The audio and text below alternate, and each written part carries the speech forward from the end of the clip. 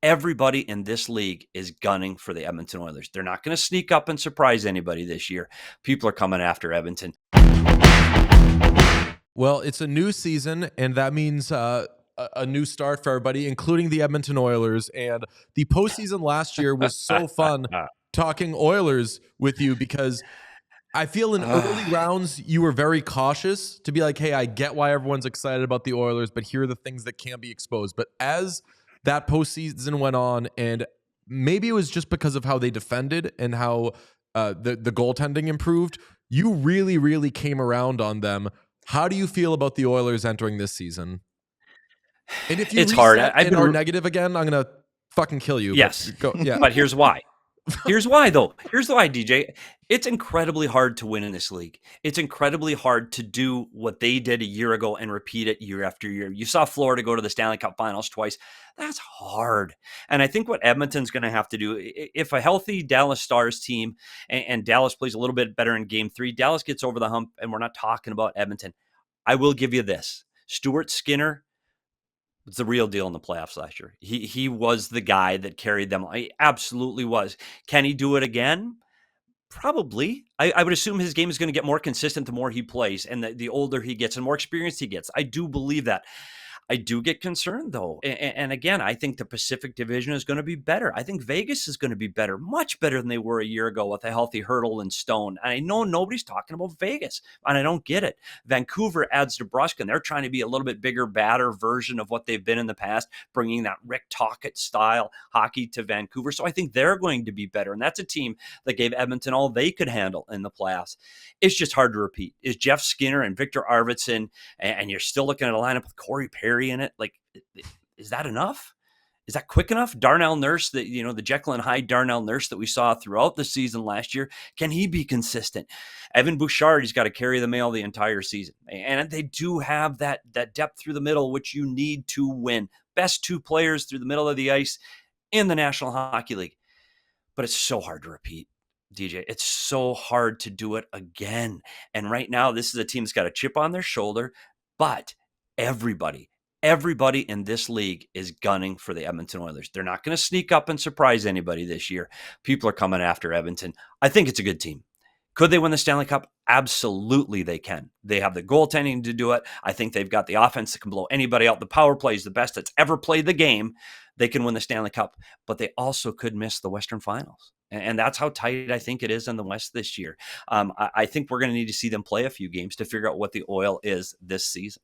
Hey, thanks for watching the channel. We appreciate everybody who checks out our stuff, but 80% of our viewers are not actually subscribed to this page, so if you could smash that subscribe button, it would go a very long way for us. The more subscriptions we have, the more visibility we get from YouTube, which allows us to do more. So press that button. Thank you. You mentioned it seems like you have the energy of Vegas potentially being a dark horse that people are overlooking in the West.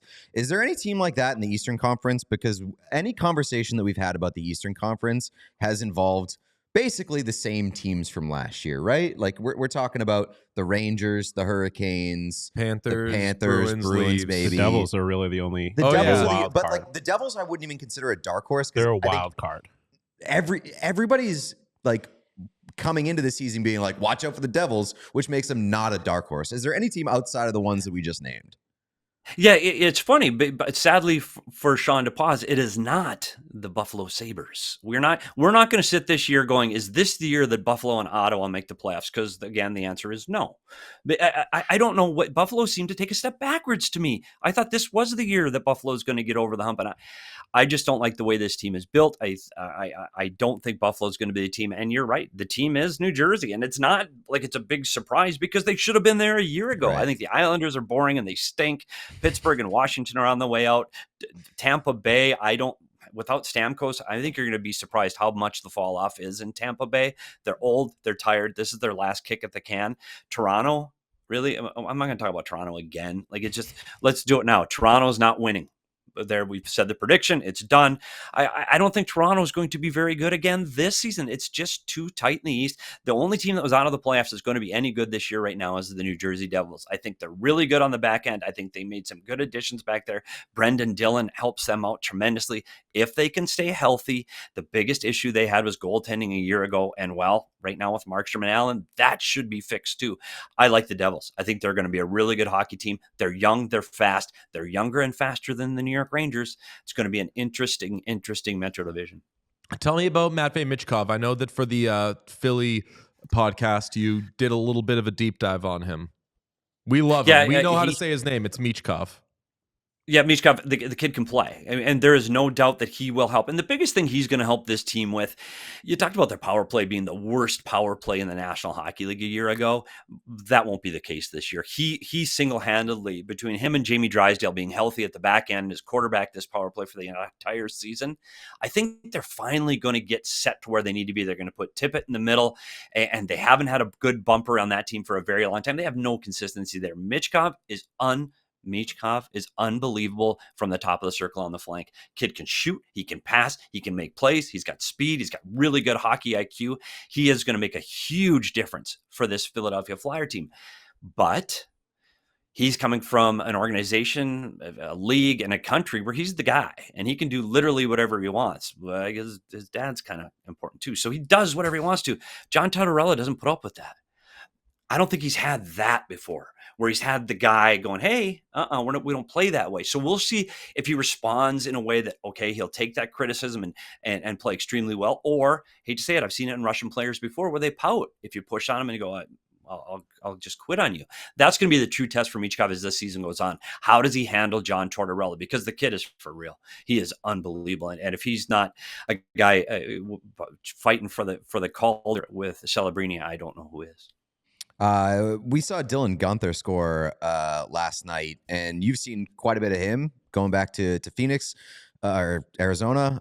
Like, what is the ceiling for Dylan Gunther? Because his shot is unbelievable.